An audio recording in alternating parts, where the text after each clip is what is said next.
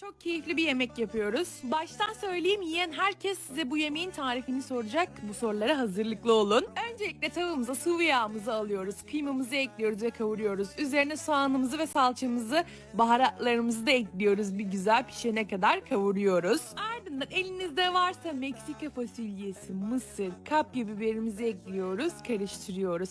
Ocağı kapattıktan sonra ince kıyılmış maydanozlarımızı da ekliyoruz.